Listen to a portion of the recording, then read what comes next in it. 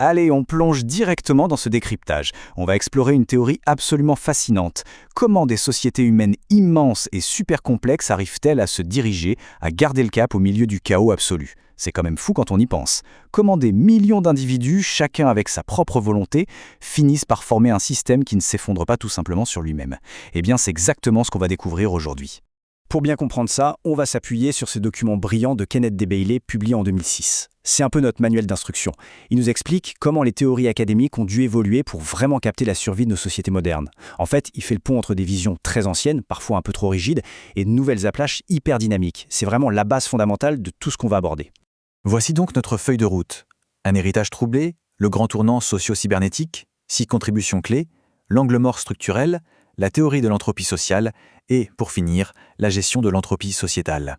Première étape, un héritage troublé, ou les échecs du fonctionnalisme du XXe siècle. Alors pourquoi les toutes premières théories ont-elles fait un tel flop ? En gros, à l'époque, on essayait de traiter nos sociétés humaines, qui sont par nature imprévisibles, comme de simples machines bien huilées. C'était un modèle souvent imposé de l'extérieur par des biologistes ou des ingénieurs qui se disaient que les lois de la physique s'appliqueraient parfaitement aux humains. Sauf que, pas du tout. Dans les années 70, cet ancien fonctionnalisme a été massivement rejeté. C'était vu comme beaucoup trop déterministe, complètement statique et surtout complètement aveugle au fait que l'humain agit, décide et change d'avis. Penser qu'une société cherche toujours un équilibre parfait, honnêtement, c'est complètement déconnecté de la réalité chaotique qu'on connaît. Ce qui nous amène à la partie 2, le tournant socio-cybernétique et l'avènement d'une toute nouvelle théorie des systèmes. Et là, la différence est frappante. D'un côté, on a l'ancienne mentalité d'ingénieur. Un contrôle rigide, un système vu de l'extérieur par un observateur neutre, un peu comme un simple thermostat qui maintient la température d'une pièce. Mais grâce aux travaux du chercheur Félix Geyer, on passe à une toute autre dimension. Fini l'équilibre statique. La socio-cybernétique, c'est la dynamique, l'autodirection. C'est une société qui interagit et s'adapte à son environnement. On passe de l'étude d'une machine à celle d'un véritable écosystème vivant. C'est ce qu'on appelle la cybernétique de second ordre. Et c'est un concept vraiment clé. Au lieu d'observer le navire de loin avec des jumelles, l'observateur est carrément sur le pont. Il fait partie intégrante du système. La société s'observe elle-même, elle voit les effets de ses propres actions sur le monde et elle ajuste le tir. Ce n'est plus un objet inanimé étudié en laboratoire, c'est un groupe doué d'autoréflexion qui apprend et s'adapte en temps réel. Troisième partie, 6 contributions clés pour comprendre comment cette approche a vraiment changé la donne. Félix Geyer a mis en lumière 6 grandes caractéristiques. En bref, ce cadre replace l'acteur humain au centre de l'équation. Il célèbre le mouvement, le changement constant. On oublie l'idée de retourner sagement à un point d'équilibre. Surtout, ça montre que nos actions individuelles, le niveau micro, ont un impact direct sur le grand tableau, le niveau macro de la société tout entière. C'est interactif, c'est vivant, et ça donne une vision tellement plus réaliste de notre fonctionnement en communauté.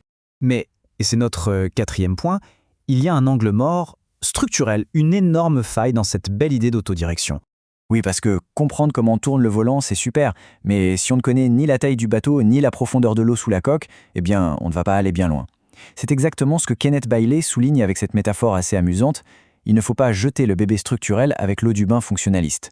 En voulant à tout prix rejeter l'ancien modèle rigide, on a un peu oublié que les contraintes physiques et matérielles de notre monde existent toujours et qu'elles dictent ce qu'on peut réellement accomplir. D'où notre 5e partie, la théorie de l'entropie sociale, qui vient justement fournir ce cadre structurel essentiel. Ce cadre, il tient en un acronyme, EIPLOT. Énergie, information, population, niveau de vie, organisation, technologie et espace. Imaginez ça comme le tableau de bord absolu d'un pays. Si on manque d'énergie, si la population explose par rapport à l'espace disponible ou si la technologie tombe en panne, il devient impossible de maintenir le cap. Ces 7 variables forment la réalité matérielle pure et dure. C'est la fondation même sur laquelle repose toute l'autodirection. Ce qui est génial ici, c'est de voir comment tout est interconnecté, de l'individu à l'État. On a 3 niveaux de variables. Les globales, comme la richesse totale d'une nation. Ensuite, les immuables, les choses qu'on ne peut pas changer, comme une date de naissance ou la couleur de ses yeux. Et au milieu, le lien crucial, les variables mutables, comme le niveau de revenu ou l'éducation. Concrètement, un niveau d'éducation globale élevé, c'est une variable mutable qui va rendre toute la société beaucoup plus agile pour s'adapter et diriger intelligemment. Tout s'imbrique. Enfin, 6e et dernière partie, gérer l'entropie sociétale, ou comment réussir à diriger à travers le chaos. Parce que finalement, de quoi essaye-t-on de s'éloigner en tenant la barre? De l'entropie. En physique, c'est le désordre naturel. Dans une société, ça se traduit par des choses très très concrètes. Un réseau électrique qui lâche, des erreurs bureaucratiques en chaîne ou un approvisionnement en ressources bloqué. C'est ce chaos rampant, cette dégradation inévitable qu'on doit constamment combattre et repousser pour éviter que le système entier ne parte en morceaux. Alors, comment les dirigeants font-ils pour gérer tout ça? Bailey propose un modèle très clair à 3 niveaux.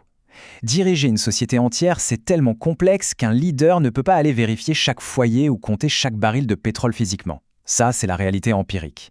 À la place, il doit absolument s'appuyer sur le niveau documentaire, les rapports, les statistiques, les bases de données. Ce n'est qu'avec des documents extrêmement fiables qu'il peut passer au niveau conceptuel et prendre la bonne décision politique. Si les documents de base sont faux, on va droit dans le mur. En fin de compte, la survie d'une société dépend littéralement de sa capacité à collecter des données justes sur elle-même. C'est pas juste une question d'avoir des politiciens charismatiques ou de belles lois, c'est le traitement rigoureux de l'information structurelle. Sans un flux d'informations précis qui reflète notre réalité matérielle, notre énergie, notre technologie, le navire sociétal navigue à l'aveugle, en plein brouillard, et file directement vers le chaos anthropique. Ce qui nous amène à cette question cruciale pour conclure. Quand on observe les crises actuelles, les pannes de communication globale, les défis écologiques immenses, on est en droit de se demander « Notre société moderne gère-t-elle vraiment bien ces fameuses variables EIPLOT ? Nos décideurs regardent-ils les bons documents pour comprendre la vraie réalité du terrain ?» C'est une réflexion profonde qui change totalement notre façon de voir les systèmes qui nous entourent. Et honnêtement, face au chaos de demain, notre capacité à nous autodiriger lucidement est peut-être bien notre seule véritable ligne de défense.